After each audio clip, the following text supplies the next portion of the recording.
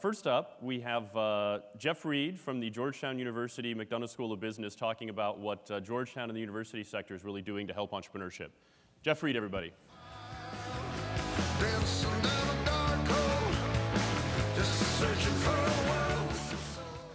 Good morning, class. Can I see a show of hands? How many people in our audience here went to college? How many of you learned about entrepreneurship when you were in college? Just a few. Oh, I see a couple of our Georgetown students. Thank you for raising your hands. So that's our problem. Let's reboot education. When people learn about my role in running an entrepreneurship program at Georgetown University, they often say, well, can you teach entrepreneurship? And while I believe strongly that the answer is yes, I believe it's actually the wrong question, because we can do so much more than just teach entrepreneurship.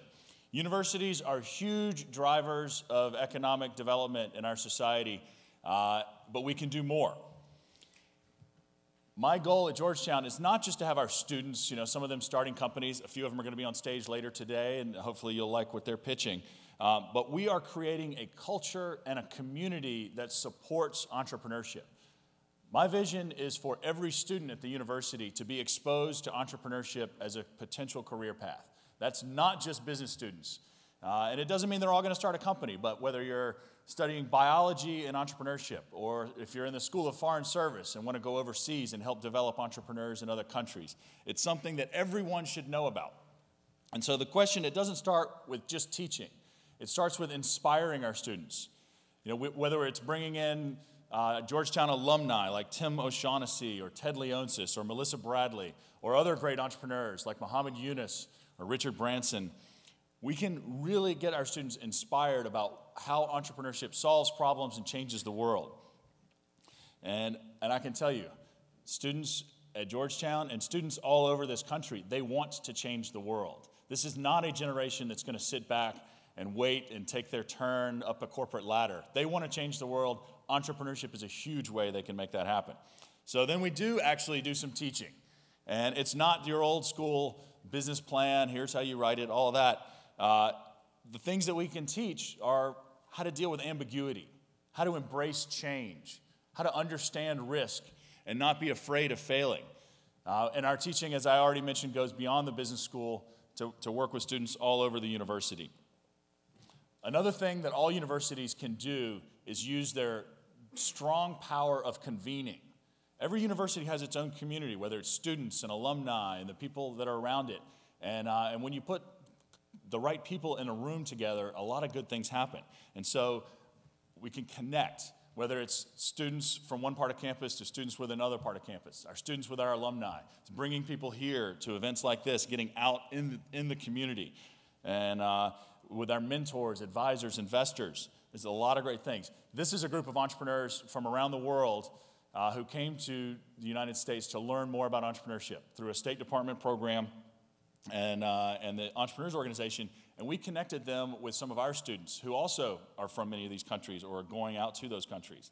That's something that every university can do to some degree. So after all that, we do want people to actually create, and our students are creating companies, they're creating jobs, they're out there making things happen. Entrepreneurs do stuff, right? We don't just sit around and talk about it. And later today today's actually Georgetown Entrepreneurship Day. And so I'm going to head back over to campus, and we're going to see a couple of dozen of our students pitch their own business ideas. Some of them are real companies that are raising money now and making things happen. We're going to kick off Global Entrepreneurship Week later today. So it's not just to reboot America and the end of Digital Capital Week. There's a lot of great stuff going on, and our students are actually doing stuff. So to close, it's not just teaching that we're doing, and it's not just at Georgetown. Every university can do this. Not to mention K through 12, we should be teaching entrepreneurship, we should be inspiring our students, making sure everybody understands it. And if I can do it at a 223-year-old Catholic institution, you can do it wherever it is that you are. Jeff Reed, everybody. Thank you. I love the gong. So next up, from Living Social's Hungry Academy program, Chris Skelly, everybody. Hey guys, I'm Chris Skelly. First of all, a quick disclaimer. I'm one of the primary beneficiaries of the Hungry Academy program, which I'll describe to you, not the person who came up with it as their brainchild. That was Chad Fowler, our head of engineering. But what I'd like to talk about in terms of Hungry Academy is really the difference between sourcing talent and building talent. And to start, quick example of an organization that has failed to build talent and the repercussions of that. Of course, it all has to go back to baseball. So last night, I was at the board meeting of a DC Little League that I'm active in because I have 3 sons playing. And the topic came up that in the lowest division, there are 10 teams. In the next division up, there are 7. In the top division, there are 5. And so I, of course, to be a troublemaker, raised the question of, all right, why do we have all these kids washing out? And the basic answer was, well, it's all about pitching. And so at the highest level, if you don't have enough pitchers, you can't field enough teams to keep everyone involved. So therefore, at the highest level, we have tryouts, kids get pushed down to the lower division, which of course means they quit, which is not a good thing. So what I pointed out is our general failure in that situation is that we're not working on building talent, teaching pitchers, and having enough pitchers so that all kids can play. Instead, we're saying, all right, we have this much talent, let's build the organization around what we have. So again, the difference between when organizations fail to build talent, you're actually restricting the opportunity that you have out in the marketplace, out in the community, out working in whatever space that you focus on. So getting back to Hungry Academy. At the beginning of the year at Living Social, we were struggling finding really good engineers, really good Ruby developers. And so we basically scour the country to find the best engineers. We'd pay them signing bonuses, try to convince them to move to DC, let them work from wherever, and all of that gets very expensive. So Chad Fowler, who I mentioned, our head of engineering, took a step back and said, hey, wait a second. Being a developer, writing code, isn't just about the mechanics. It's about how you think, how you work through logical problems. And that is something that we can teach and that we should teach. We should really expand the pool of talent rather than competing with everyone else in the marketplace to get talent. So we set up a program called Hungry Academy. Everyone had to submit their goofy video presentation of why they should be included. And we selected 40-ish candidates. All of those candidates came on board with a stipend for a roughly 4-month program. We set aside space in the building. We brought in a company called Jumpstart Labs, great organization, to teach the courses. And over the course of that 4 months, what we did, instead of being out there sourcing talent and stealing developers from other organizations, we created our own. And we took a whole bunch of smart people, and we taught them how to think about developing software. We taught them how to write code. And at the end, virtually all of those developers then joined our organization as employees. So my function is I handle the internal systems for the company. What I tell people is all the boring stuff. But what I got out of this effort is a whole bunch of developers who had, again, been taught to think about problems in a certain way, to develop it in a certain way, and they could join the different development efforts that I had underway and hit the ground running. So something to think about for all of our organizations is that if we build talent rather than sourcing talent, we actually truly expand all of our opportunities. And that's all I have, ahead of the gong. Okay? All right, thank you. Chris Kelly, everyone. Next up, from Microsoft, we have Ashish Jaman.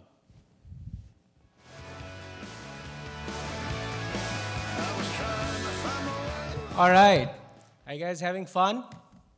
Yeah? You want to have fun with the Surface? All right. Anyways, I had to pitch that. So this is who I am. I run the startup strategy business. I work for Dan Kaysen, who was earlier here at the panel. And what we want to do is we want to enable entrepreneurs and startups and innovators to solve big, bold challenges, right? Everyone talks about solving when we talk about social, we're talking social entrepreneurship. Big, bold policy, public sector challenges with the magic of software, which is built on Microsoft platform, right? So that's our mission. For that mission, we have a couple of programs that we can offer to startups. Startups who are less than $1 million revenue. How many of you are entrepreneurs running a startup less than $1 million revenue? See, Exactly, and this is where you fit in this program. If you are less than $1 million revenue, if you are in software business for less than 5 years, we actually would give you Microsoft software for free, no catch, for free, to run your business, to develop your software, and to take your software to market. Along with the software piece, we also give you sales and marketing help. The goal is to make you more than $1 million revenue so I can get paid, right? So it's a win-win. You know, we make you more than $1 million, you're happy, and I'm happy too. So this is the program, and if you want to learn more, aka.ms/aj-bz, or you can go to Bing and search for BizSpark. We also have an additional program on top of BizSpark. We give you all the software for free, but you say, hey, Ashish, I want to go and run on the cloud. All right, so we actually would offer you Windows Azure, which is Microsoft's cloud platform, real dollar value up to $60,000 of Windows Azure credits to run, take your software on the cloud and deliver it through the cloud to your consumers. Make you happy. The criteria is you actually should be running on the cloud, working on a Microsoft platform. You actually can be a Linux-based running on Azure. So we actually have very open standard in that way. So we have this program. The third thing I want to talk about is focused not just on startups, but enabling and activating youths across the globe. Our goal actually with this program called Youth Spark is to empower and enable 300 million youths across the globe to learn to be the next generation of entrepreneurs, right? And the whole idea is, you know, they have a ton of potential, right? And they want to realize it. They don't have the facilities and the tools to do that. We actually bring this program to them so that they can realize their dreams, build what they want to build, and unleash future innovators. So, all right, so actually I got one slide missing here. But the last thing I wanted to talk about, some of the things that we do in local geos. We have something called Microsoft Innovation Centers, or MICs. Across the globe, more than 100, where we actually do virtual prototyping for startups. We incubate startups. We also help you to build, to pitch, to build your software, do design sessions, do proof of concepts for you.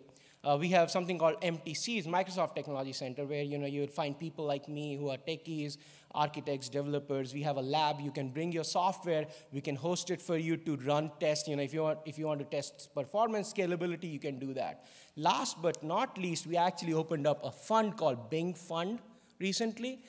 It's an incubation accelerator kind of fund where if you're building a real data-centric application that can work very well with the data as well as our platforms like Bing, we actually would welcome you to participate in that program. Here it is, Microsoft. If you want to reach me, at Ashish Jamin. I'll take my surface. Ashish from Microsoft, anyone? Next up, one of our signature sponsors for this event, which makes it all happen, Mark Adams from Verizon.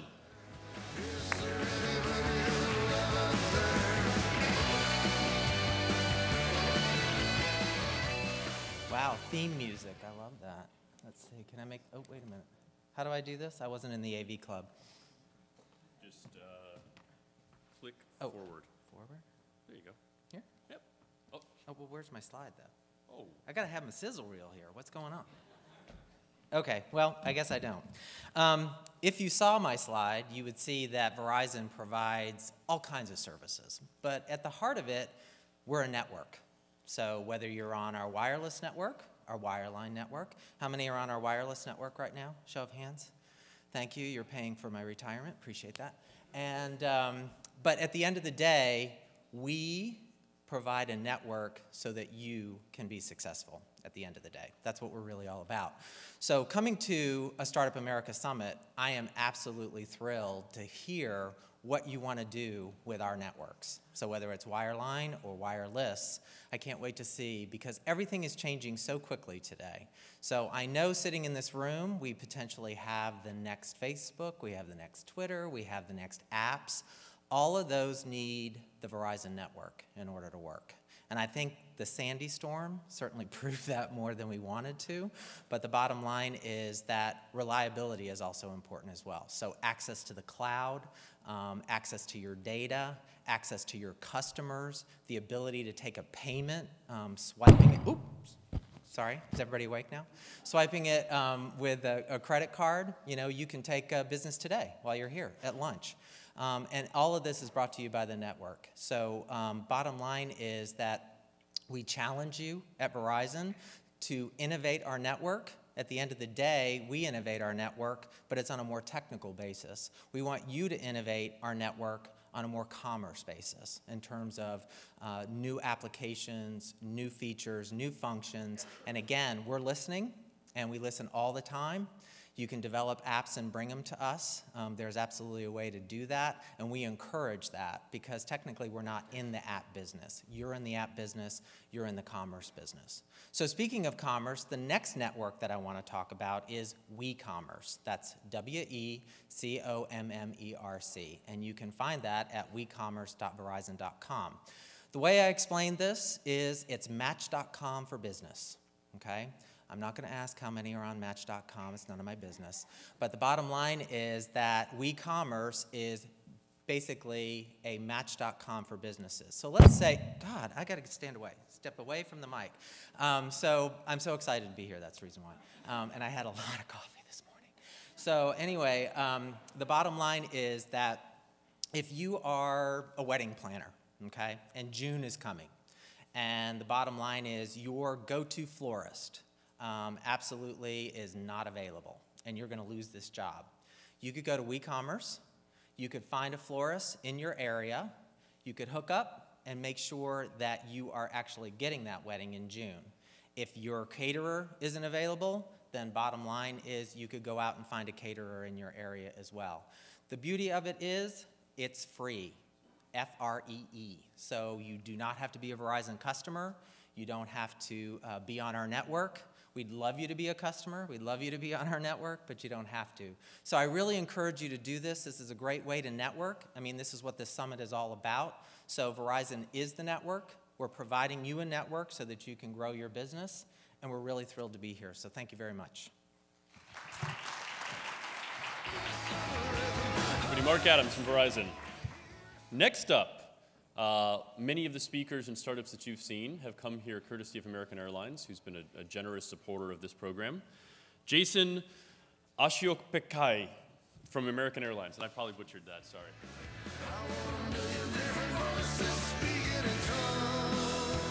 Hello. Evan, first and foremost, great job on my last name.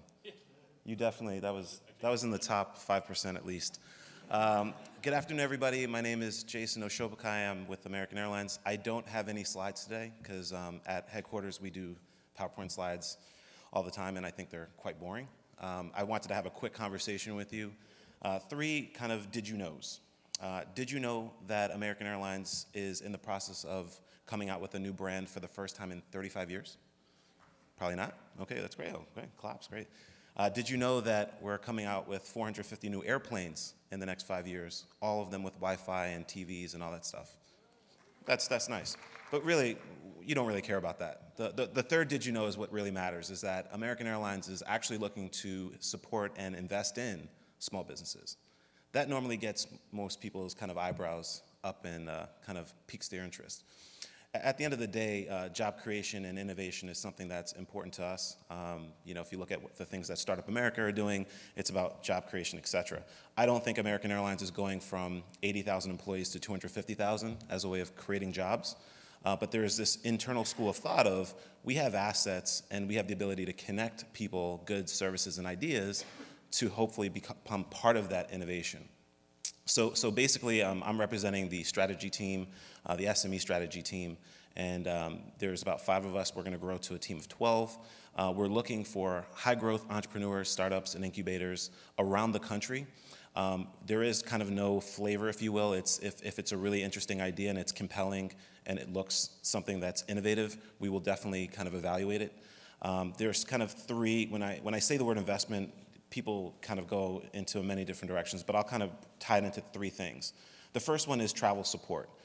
You know, think about an entrepreneur and they need to get to their next investor meeting. I was an entrepreneur, I was a small business owner, and having to get to that next meeting was the difference between me raising that next bit of seed capital or getting my first launch customer.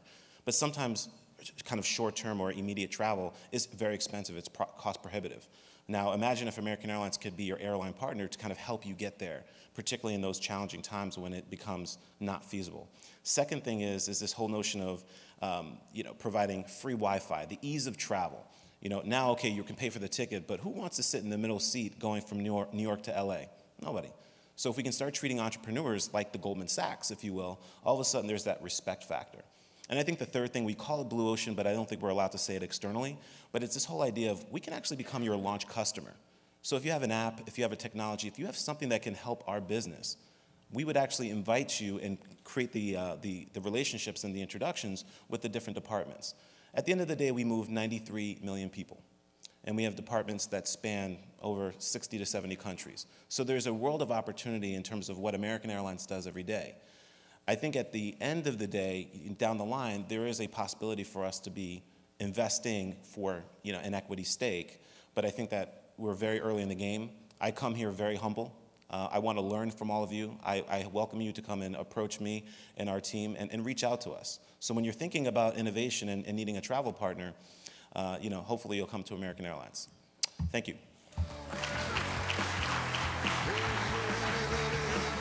Jason, everyone. Now, from the CEA Innovation Movement, which is our grand prize sponsor at the end of the day for the startup pitch competitions we'll see in the afternoon, Michael Petricone.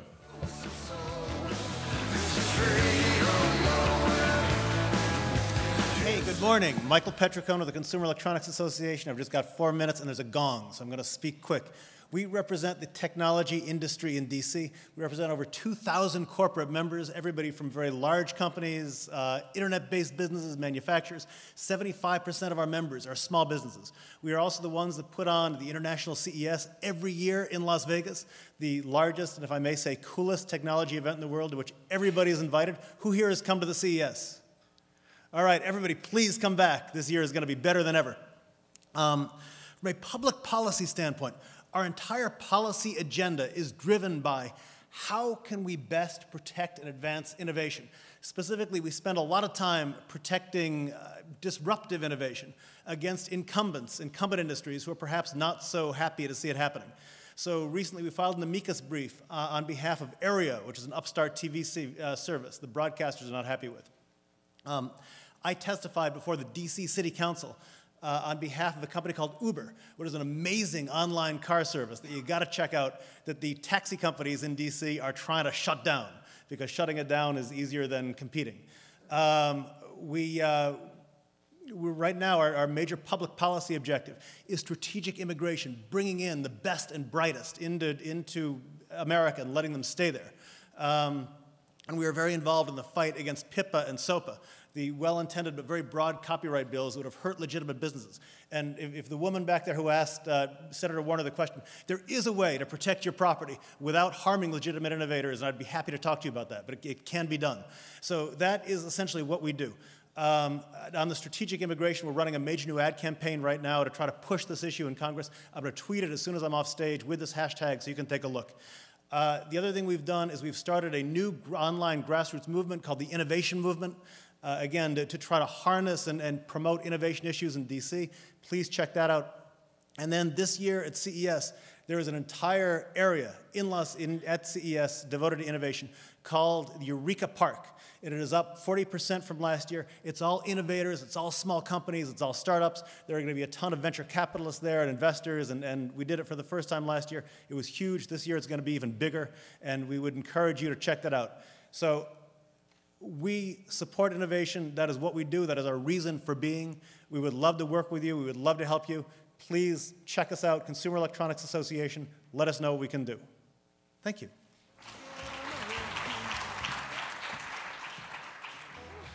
Thank you, Michael. And next up, from Fosterly, we have Adam Zuckerman.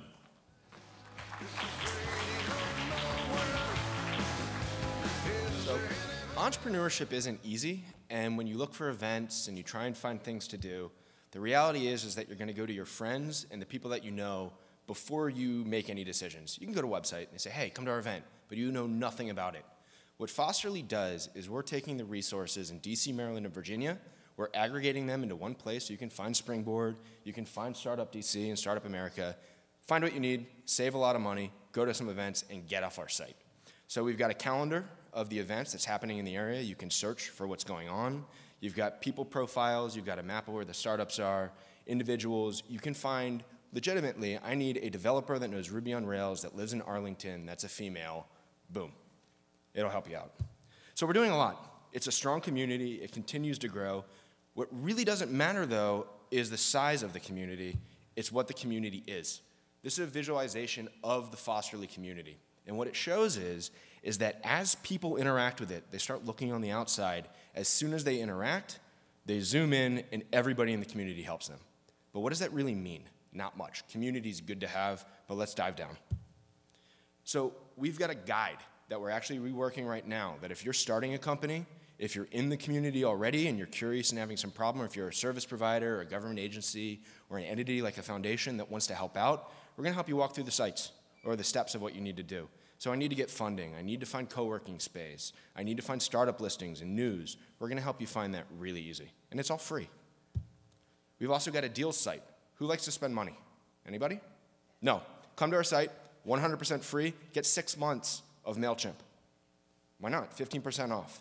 You want to get Fast Company a subscription that if you buy on your own, it's going to cost you $120? We have it for $5. Literally $5.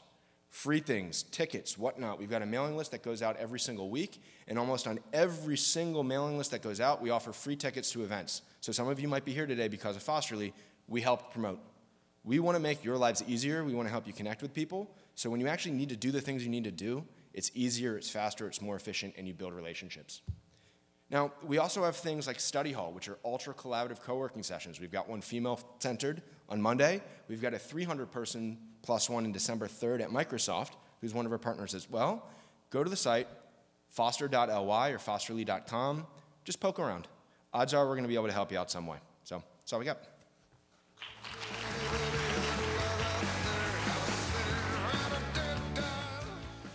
Next up, Amy Millman from Springboard Enterprises.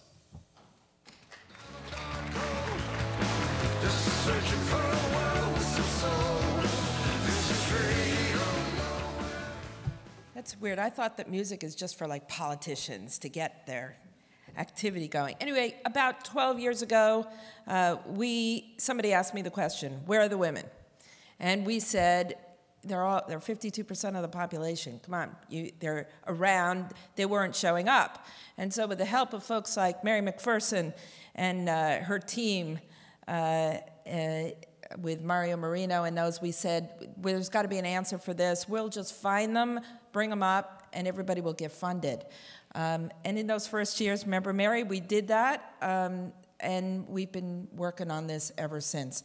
Finding people with solutions, women with solutions that will be game changers, disruptive technologies, and bringing them up front and center, and then getting them the kind of resources and the connections that they need.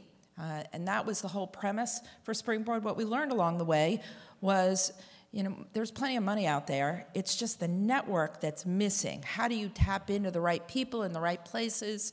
And so we started kind of a national and a global recruitment effort to find really some of the most talented women entrepreneurs, and I get to hang around with them. And so, for instance, sitting right here is Donna Harris. We found her in Michigan.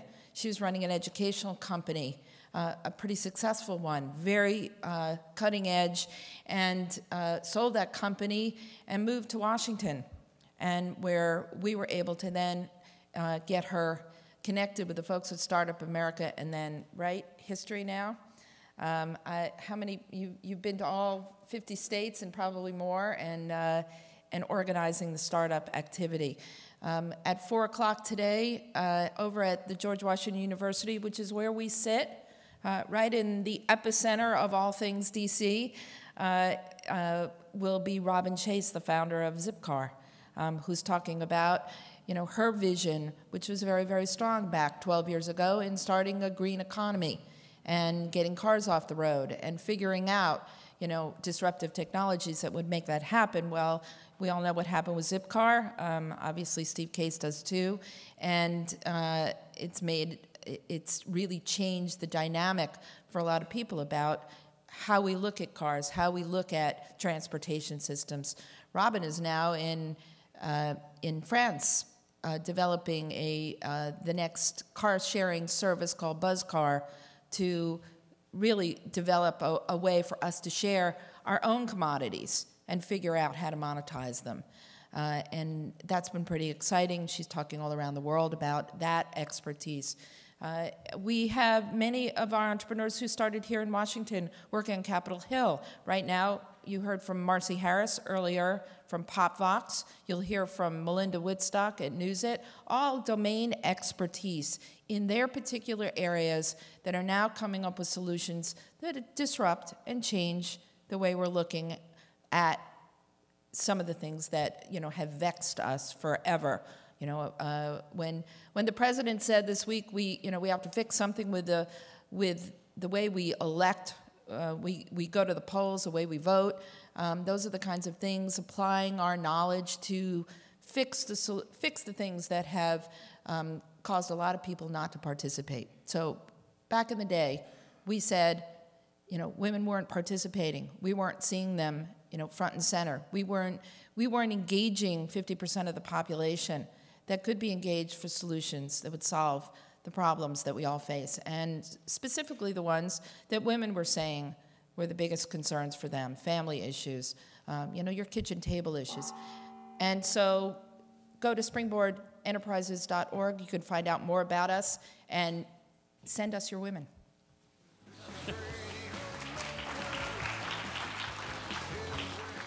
And finally, on a project that is central to what we're doing with Reboot America, it's how we crowdsourced many of the startups that you're going to see in the startup pitch competition this afternoon. Dr. Mark Drapo with Patriotically.